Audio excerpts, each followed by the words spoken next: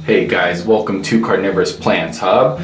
Today I'm really excited to bring you this video. I got some Venus flytraps here that we're going to be repotting.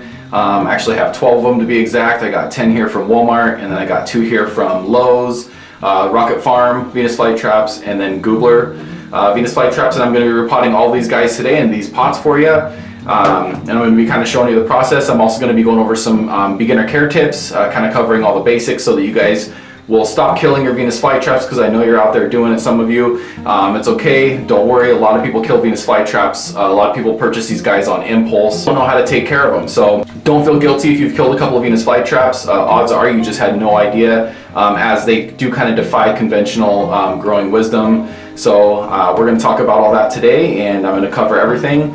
And we're going to get these guys repotted for you. Real quick guys, before I jump into the repotting, I want to thank you so much for being here. I appreciate you so much. I'm trying really hard to start a carnivorous plant nursery someday. So you being here is supporting that dream of mine, and I really appreciate it. Please subscribe to my channel, like this video. All those things help me out immensely, and I really appreciate it. So, but let's go ahead and jump into getting these Venus flytraps repotted. All right, so we got our Venus flytraps. The goal is to get all of these Venus flytraps into these 6 planters. I plan on getting 2 of these into each pot. I'm going to keep the Gooblers together. I'm going to keep all the Rocket Farms together. It's going to be kind of interesting though, because you can see some of these here. You can see that there's actually 2 plants here. I can actually see down that there's 2 in there. So it's going to be kind of interesting to pull these apart and kind of see how many flytraps we have. It looks like there's kind of like a mature plant with a less mature plant, maybe like a 1-year-old plant kind of combined with like maybe a 3-year-old plant. But yeah, let's go ahead and get started here. All right, everyone, let's start off by talking about the planter, what you should be putting your Venus flytrap in. The best material to get for these is definitely plastic. You also want to make sure that you have some drainage holes here. It's really important that these are able to absorb water from a tray. That's usually how we water these, and we'll get more into watering later, but make sure you have the holes in the bottom. You do want to go with something that's plastic. If you use like a clay or a terracotta pot, what'll happen is that those can actually leach minerals and salts and stuff into the soil, and those things are actually really harmful to Venus flytraps. Any type of fertilizers, minerals, they're kind of a weird plant that they don't like all that stuff that's typically healthy for other plants. So it's really important that we use like if you put distilled water in terracotta plant and you put a TDS meter in there, which measures the parts per million in water, you can actually watch it go from 0 up to like 10, 15 in a matter of like 30, 40 minutes. So it really does leach those minerals into the soil. Those are things that can actually kill. Same with clay pots.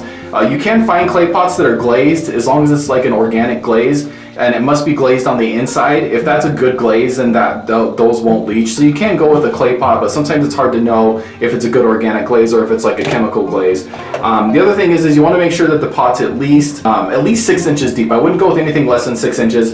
Venus flytrap roots really like to stretch out. And it's really important to give them room to grow down. They don't like to go up against stuff, so you want to make sure and give them lots of room to be able to grow straight down. And you'll see that when we pull these out of these little pots here, you'll see that their roots are typically pretty long. You also kind of want to avoid any dark colored or glass. So like a black pot could be detrimental, or a glass pot. The glass will kind of magnify the sun. And then the black also gets a little too hot on the inside, especially if you live somewhere that's really warm year round. That can be really detrimental and kind of burn your roots. So make sure and avoid the dark pots if possible.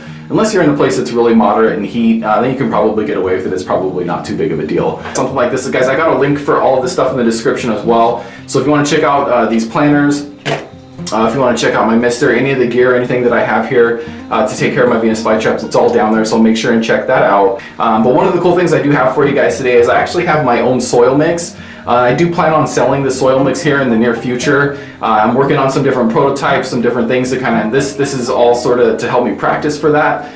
If you want to know the story behind how I got these Venus flytraps, check out the link in the description, because there is kind of a story there. It wasn't just to test my soil, but it turns out it's a pretty good reason to get all these Venus flytraps. So go ahead and check that out. But I do want to start selling my soil pretty soon, so this is a good opportunity for me to test that. And then I actually have kind of a new method that I'm trying that one of my subscribers suggested to me, and I'm going to be testing that out for you today as well. Let's pull this out of here. As you can see, just like a typical plant, you want to go ahead and squeeze this kind of from side to side. And I'm going to make a huge mess. My wife's probably going to get upset at me unless I clean it up before she gets back. But let's go ahead and pull this out now. go. See those roots there? That one's stuck. So I'm gonna try to get that one dislodged. There we go. So you can kind of see how long those roots are. You can see even the 6-inch pot here, that's already a pretty long root. So that wants to grow straight down. Anything less than 6 inches, even for a plant this size, can actually be really bad because these roots do grow pretty long. And the reason I have this water here is because actually, and I don't know that I'm gonna need it, so I'm gonna move it here for just a second. Sometimes this substrate gets really stuck on here and you gotta really kind of pry it off, but you can see this one's actually coming off really easy. So I don't think I'm gonna need to dip these in the water. So the water is just kind of a tip, guys, if you need it. Maybe you don't, and this one, it looks like it's coming off really nicely, so I don't think I'm gonna actually need that water. So there we go. So I think I got that pretty much already taken off. I'm not gonna take it off too much. I don't like to give these guys too much stress, so I'm gonna go ahead and set this down right here, and I'm gonna get one more.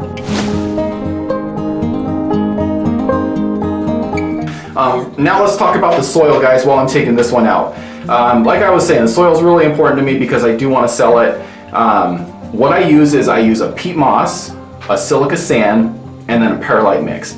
Everything that goes into my my soil mix or my substrate has to be rinsed in distilled water to make sure we get all the icky stuff off it. So like the perlite gets rinsed, the silica sand gets rinsed, everything gets completely rinsed to make sure that we have it cleaned off really nicely. So the reason you want to go with that mix is you want a soil that's basically completely devoid of any minerals or any nutrients. Same as I was talking earlier, your water needs to be devoid of any minerals and nutrients. That's why we use distilled water, and then also your substrate needs to be the same. Real quick, guys, this is stuck. That's why I'm kind of not pulling this out here. So I'm going to try to get as low as I can on this and pull. There we go. You want to try to not break any of these roots if possible. Look at that. So this is the sign of a good healthy root. I'm hoping you can see that. You see how it has that white tip on the end? That means that's a good healthy root. Let me hold this up, this black thing here. That's a good healthy root there, and it is trying to reach down. So that white tip on the end, the roots are typically black, and then you got that little bit of white on the end, meaning that they're healthy. So that's a nice root right there. But back to the soil, yeah, so make sure it's devoid of any nutrients, and then you also want to make sure that it has really good aeration. You want to make sure that it has really good flow. That's why we use the perlite and the silica sand, is it makes it a really light and kind of fluffy mix. And what I'm going to do here once I get done pulling all this substrate off this, guys, I'm going to actually show you what the soil looks like. So you can kind of see the bucket of substrate here. You can see it's really light, really fluffy. It's got a lot of sand in it, and it's got a lot of perlite in it. Now, like I was saying earlier, I really want to get a mix, and this is all my own mix. I get these ingredients from local nurseries. There's also a gravel dealer here locally that I've been kind of talking to get some of my different stuff from. So I don't want to reveal all my secrets, but I want to get a little bit chunkier perlite. You can see the perlite chunks in there. It was wet when I put it in here, so it's kind of covered in the peat moss, so it's hard to see, but there's a lot of perlite in here. And then also, see if I get a little bit closer, and you can see, if you can see that, there's some silica sand in here too, some hard quartz silica sand. The reason you want silica quartz sand, basically silica is just a quartz sand, and the reason that you want that is because it's a hard mineral and it doesn't leach anything into the substrate. So you want to avoid any kind of soft rocks or anything like that that could add anything into your mix. So that's what it looks like dry. And I do have a mix of it here wet because it's much easier to work with when it's wet. You can see it's a little bit different when it's wet. It's a little more chunky, but that makes it a lot easier to work with, and that'll make it easier for me when I'm repotting these. You always want to kind of add some distilled water to your mix before you start, because it just makes it a lot easier to work with. Also, if you have been around my channel for a while, you've probably noticed I have a few of these repotting videos, and the cool thing about this one is I'm doing something a little bit different in this one. I'm doing something at the end of this video, so make sure and stick around when I finish off potting these. I'm doing something that's going to increase the aesthetics to these, but there's also a good reason for it, and it's something that one of my subscribers recommended to me, especially being in an area where it gets a little bit colder. He recommended that I give this a try, and I really appreciate it because I think it's going to be really cool. And what I didn't realize when he referred that to me, or when he was telling me about it, was that it also just makes your plants look much cooler, which is always a bonus, right? I think, the aesthetic of it is one of the reasons that we get these plants and that we love them. So not only am I increasing the aesthetics, but it's something that I'm doing to kind of help keep my plants a little bit more safe, especially during the winter months when it gets good and cold. So stick around to the end of the video when I will kind of show you guys what that new step is sort of right at the end, so you can kind of see exactly how I am repotting these. So the next thing we're going to talk about, which kind of makes the most sense in terms of order, just because we've already talked about the soil, and the way that you pick your water is actually really similar. See, I got some distilled water here. You can pick up distilled water from any big box store. Essentially what you want to do is you want to get a water that's distilled. This water will have 0 parts per million in it, and you can actually measure that with a TDS meter, which is right here. So this is a TDS meter. This measures your parts per million in your distilled water, or in any water, I should say, not just distilled water. This will tell you whether or not the water is at a distilled level. You can see it gives you a little reading right there. And essentially what you do, you just stick this guy in your water, and it will tell you, so you can tell this is distilled because it just says 0 right there. I think that's picking up, but batteries are getting a little low on this, but so it says 0. So that means that this water has no ppm, which stands for parts per million. Usually faucet water, or like sink water, will have dissolved solids in it, and you don't want to put anything with your Venus flytraps that goes over a 50. I have seen some tap water work. Some people do have under 50 ppm tap water, but it's really rare. Most tap water will not work, and it will kill your Venus flytrap. So that's the number 1 rule of water. Make sure you do not use tap water. Tap water will almost certainly kill your Venus flytrap. If you guys need a TDS meter, you can pick these up for like 10-15 bucks. There's a link in the description, as well as links for all this other stuff. It's a really cool thing to be able to kind of measure to see how bad your drinking water is as well. Sometimes it gets really high, and you don't really know that unless you measure it. But yeah, so there's different ways you can get distilled water. You can just go to the store and buy it at the gallon jug. Walmart has it, Fred Meyer has it, Target, all the big box stores typically will have some distilled water for you. So you can go get it there. There's reverse osmosis systems which you can install like under your sink. That's another way that you can get water that's 0 ppm. That's not distilled water, but it is still going to give you the results you need with the parts per million. Another thing you can do is you can collect rainwater. More often than not, rainwater is going to have a really low mineral count in it, or parts per million. But one thing you want to be careful of is most people collect rainwater off of their gutter, and if that's the case, oftentimes your gutter can have some chemicals in it, and it can really kind of increase your parts per million. So make sure, even if you're collecting rainwater, that you're still giving it a good measure with your TDS meter, just to make sure that it'll still work for your Venus flytraps. I actually have upstairs, I actually just got a water distiller, and I'm actually right in the middle of using it. I think I'm about 15 gallons in. And what I'm going to do is, as soon as I'm done and I have to replace some stuff in it, I'm actually going to do a review on that for you guys. So if you have kind of a lot of carnivorous plants, maybe your collection's growing and you need extra water and you're tired of going to the grocery store to get it, maybe a water distiller is something that you may want to check out. But subscribe to the channel, because that is coming and you guys will get notified when that review comes out. So check this out, guys. This is kind of cool. This is one of the plants that I was talking about that actually has 2. So you can see there's multiple. See, so you got this little guy here. Let me put this down. So this one came apart. The rhizome separated with this one. So that's a little Venus flytrap. You can see that's not in really good shape.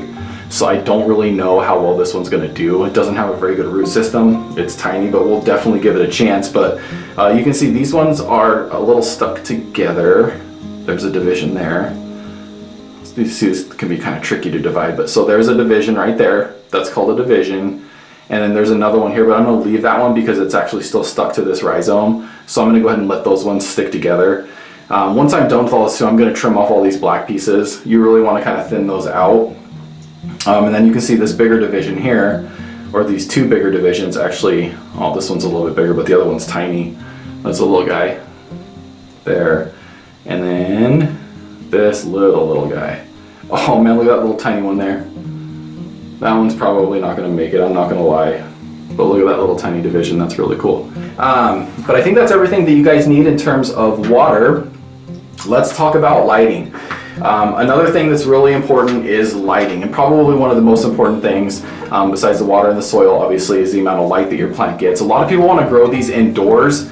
Guys, I'm just here to tell you right off the bat, unless you're kind of a dedicated hobbyist and you have a lot of really good sort of higher end indoor lighting, it's probably not going to work. The best chance a Venus flytrap has, especially for new growers, is to just let them go outside and be in full sun. These guys like a lot of sun.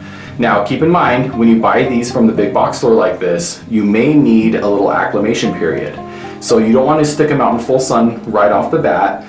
If you're getting your flytrap from Walmart, Lowe's, places like that, you don't really know sort of what kind of conditions they were in before.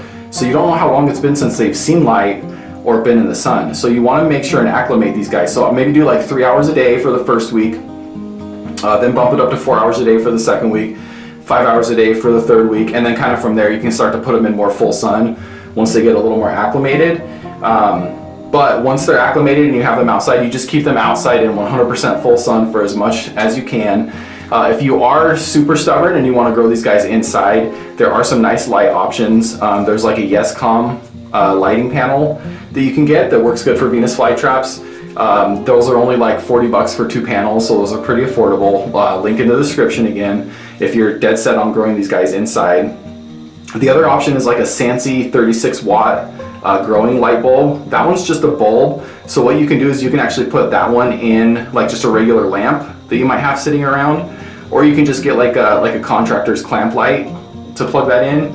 So pretty simple, pretty straightforward, and then you just kind of have that bulb like 6 to 10 inches away from these guys, and that actually could be pretty effective for growing them inside.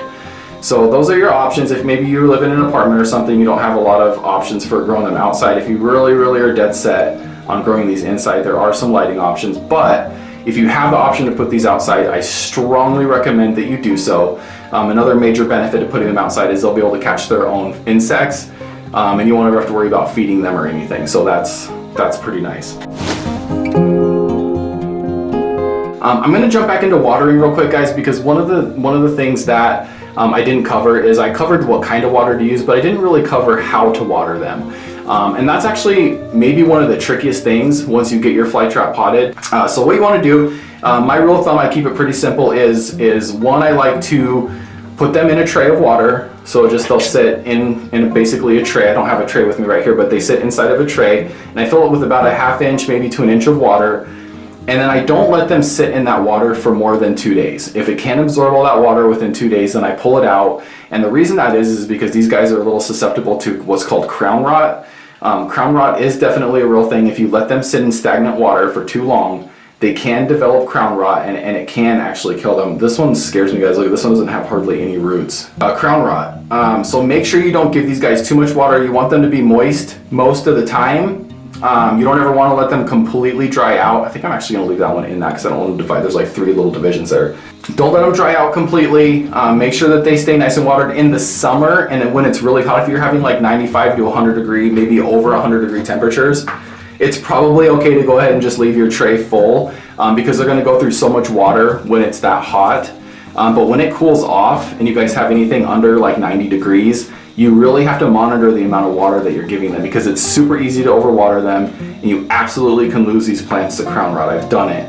Actually, I have a video on losing one of my plants to crown rot, and it kind of sucks. So make sure you're not giving them too much water, otherwise it can end sort of badly for them. The other thing with watering that I strongly recommend is get super familiar with the weight of your pot. So once you plant it, get really familiar with the weight of the pot without water when it's dry, and then get really familiar when it's heavy and it's full of water. Because what you can do is you won't have to like put your finger in the surface to feel if there's any water or feel if it's wet. You'll be able to walk over, pick it up, and you'll just know instantly like that hey, this needs more water, or nope, it's good enough, it's still heavy. That's one thing that I've kind of trained myself to do with my plants, and it's been really helpful on my watering. Because I really just don't have to kind of guess based on what the surface looks like anymore. As soon as I pick up that pot, I know with 100% certainty whether it needs more water or not. So get familiar with the weight of your pot, and honestly, once you do that, that is the best way to water these plants, is just being familiar with the weight of your pot. It's a really good tip. I've had people in my comments before talk about it, and it's something I haven't really shared in the past, but I'm going to start sharing that because I do think that's a good tip. And it's kind of hard at first, and it does take some getting used to, but it is something that once you get used to it, it's a really good tip for growing these. So we have two things I'm going to talk about. One of the main things here I'm going to talk about before I go is dormancy. Dormancy is tricky as heck, guys, and it's one of the things that people really get wrong with growing Venus flytraps. You really want these plants to go through a winter dormancy. You want to put them in a position where they're in temperatures between 35 and 50 degrees for a 3 to 4 month period of time. And what that does is it gives these rhizomes a lot of energy. They store energy in those rhizomes, and then it actually makes them grow bigger and stronger the next spring. If you skip dormancies, you can kill these plants, or you more than likely will kill these plants if you skip a dormancy. So dormancy is super important. If you live in an area with regular winters, you know, maybe you live like in a North Carolina area where you have mild winters and you don't really have to worry so much about the freezing temperatures all the time. You're probably in good shape just to leave your Venus flytrap outside all year. If you live in an area where you're getting below 30 degrees quite often, you may have to do something that's called overwintering. Real quick before I jump back into dormancy, guys, I wanted to show you this. This is a different substrate. You can see the roots are coming down here. This is a little bit trickier of a substrate. I didn't talk about this substrate earlier, and I probably should have, but this is long fiber sphagnum moss, and this is also a really good substrate to use. It's a little bit harder to find, and it's a little more expensive, and it's also kind of more of a nightmare when it comes to repotting your Venus flytraps because it's harder to get these off of your roots, which you're going to see here in just a second. But it is actually, it's a good mix. It works really good. I don't use it. I prefer to use the peat moss mixes, but it is a good alternative if you have it, if it's available. But more often than not, the peat moss is going to be significantly easier to find than the long fiber sphagnum moss. So I do recommend the peat moss mix, but if you want to go with a long fiber sphagnum moss, I got nothing against that. It'll probably work really, really good for you. But anyway, okay, so let's go back to dormancy here. If you live in a place that's really cold, you want to do basically what's overwintering. If you can move these guys indoors, like in a cold garage, that's something that works really well. Put them in a place where they maybe won't get under 30 degrees very often. That's kind of what's best for them. If possible. You don't want these guys in sub-zero temperatures too often without having some type of insulation. So you can cover them with like pine needles or bark. If you live in an area that gets a lot of snow, I actually recommend that you leave them outside and let them get covered in snow, because snow will actually insulate them. So don't worry about if they get covered in snow. They can handle snow. Snow doesn't really hurt them in any way, especially when it gets to be freezing outside, because the snow will actually insulate these guys better than it will hurt them. So if you live in an area that's warm all year round, that's a little bit trickier. I don't know as much about that because I've never had to experience that, but there is a ways you can store these in your refrigerator, apparently, where you can actually put them through dormancy in the refrigerator, and I actually plan on doing that this year, just so I can test that and be a little more wise to that when people ask that question. But in the meantime, guys, my best recommendation for dormancy, and actually any of these care tips, is find a local group. Find a group like on Facebook that grows in your specific area, and ask them what the heck they do for dormancy and what the heck they do for best watering practices or best soil practices, and find out what they're doing, because they're going to be able to tell you what actually works versus my recommendation, which sometimes recommending something in my climate may not be as good as something that works a little bit better in your specific climate. These plants can be tricky like that. It's not one size fits all. So the dormancy, you want to make sure the dormancy goes from about November to March, and then you can start putting them back outside again. Don't let the temperatures get above 60 for more than a couple days in the middle of dormancy, like in the middle of winter, because that can pull your plant out of dormancy, confuse the heck out of it, and then eventually kill it. So try to avoid allowing the plants get anything above like 50 degrees when it's going through its dormancy period. The plants will die back and they'll look dead during dormancy. The growth basically stops, so you don't have to worry about that. It's okay if they look a little dead. Don't be alarmed. It's probably just going through a dormant period.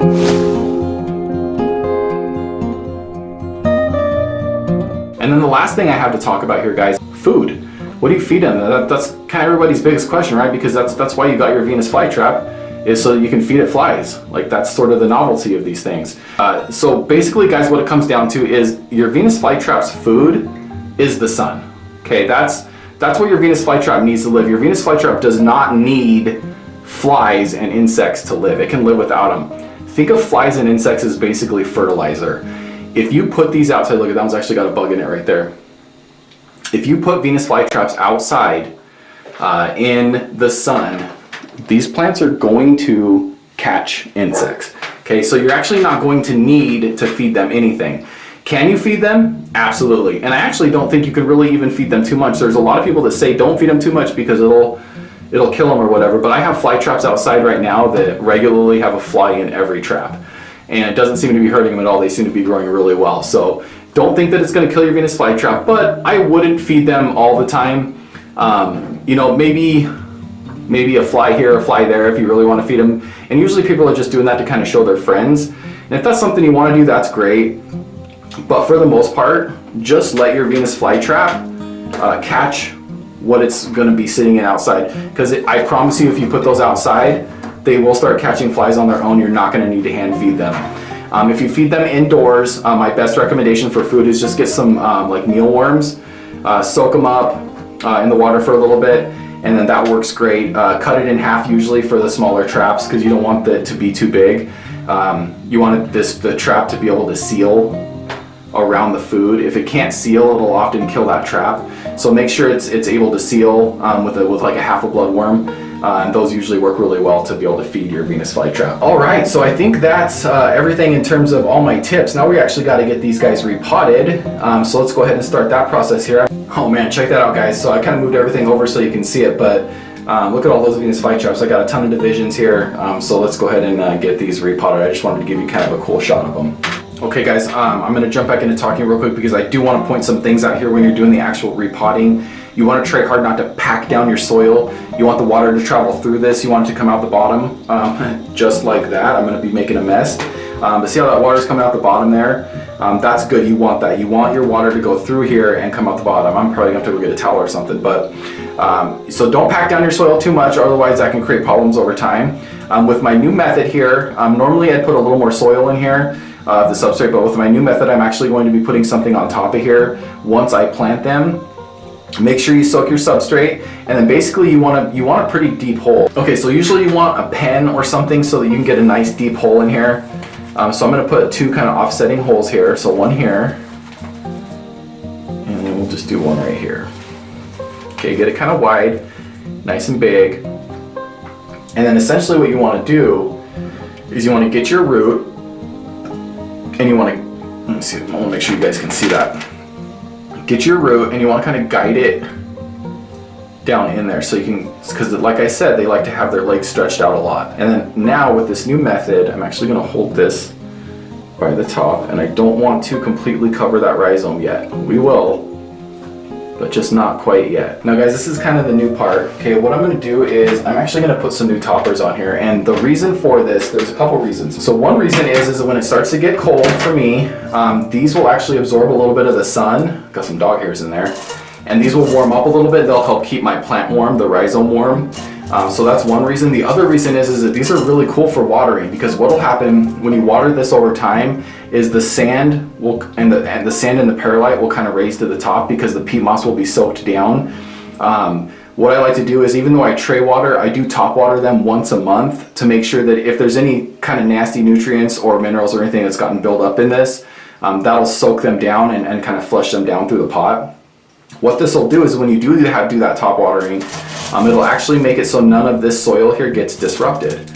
So it protects your rhizome in the colder weather, but it also will make sure that your substrate here doesn't get all kind of mixed up, and the perlite doesn't float to the top, and the sand doesn't get super exposed. And I think the other thing that's really cool is it just looks really, really nice. So let me just see how this looks once I'm done. These are like a polished river rock mix. I've had these soaking in distilled water now for 2 days just to make sure that they didn't have any nasty dust or anything on them. And what I really like about these is that they're also a hard rock, so they're not going to leach any minerals. And I also made sure that I soaked them for a long time just to absolutely ensure that they're not going to be leaching any minerals, and they're not going to have any like dust or anything on them that's going to hurt the Venus flytrap. Now, when you water this plant, which I can kind of demonstrate here for you a little bit. Okay, sorry about that, guys. So I had to grab an old towel here just because you can see I was making a huge mess. But so basically, now that I water these from the top, which you do want to water them from the top, especially after your first repotting, because what will happen is it'll wet down that soil, and it'll make sure that your roots are touching the soil, it'll kind of settle. So it is kind of really important to make sure and get a good watering in. I got my core gear mister here. This is one of my favorite Venus flytrap, or I should just say in general carnivorous plant tools. Again, like I said, link in the description for my core gear. It's probably the thing that I use one of the most of. I use it to mist my Nepenthes plants, as well as kind of do my top watering. So really love this guy. It's got this neoprene cover. So if you ever want to take this like out in the hot and put like ice cubes in it, this neoprene cover will keep those ice cubes in there longer, and it's really nice for being out on a hot day. We use it at my son's 3-on-3 basketball tournaments here in the middle of summer. So, but there we go, guys. So check it out. So we got one down.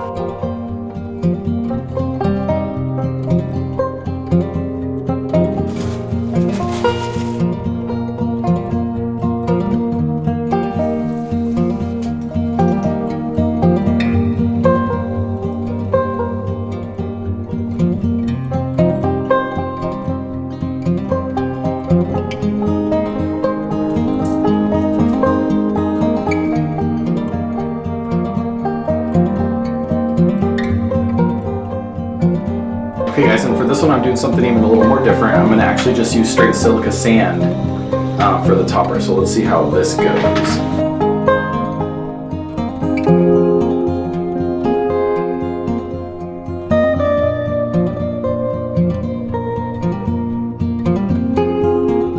That worked pretty good. That's pretty cool looking. I like that. It'll actually do the exact same thing as the stones, so you get that nice sand aesthetic on the top, which is actually really, really nice looking, but you also get the insulation with those rhizomes.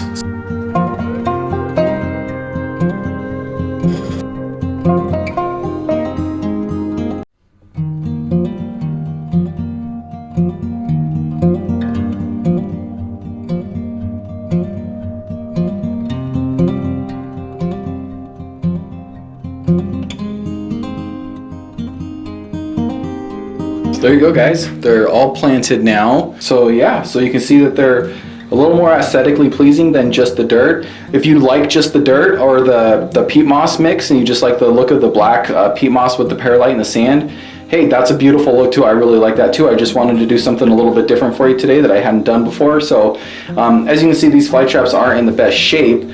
So from an aesthetic standpoint, this would look a lot better if I had big, beautiful flytraps in all these. And you know, hopefully someday that these will be big, beautiful flytraps. But for now, they kind of look a little shabby in these pots. But we give them a lot of room to grow. So hopefully they start taking off, and I'll give them some more sun. And if you're still here and you're still watching this video, thank you so much. You're a real trooper. I appreciate it. Make sure to subscribe to my channel. Like this video. Those things help me so much more than you could possibly imagine on my way to starting a carnivorous plant nursery of my own, selling my own plants one day.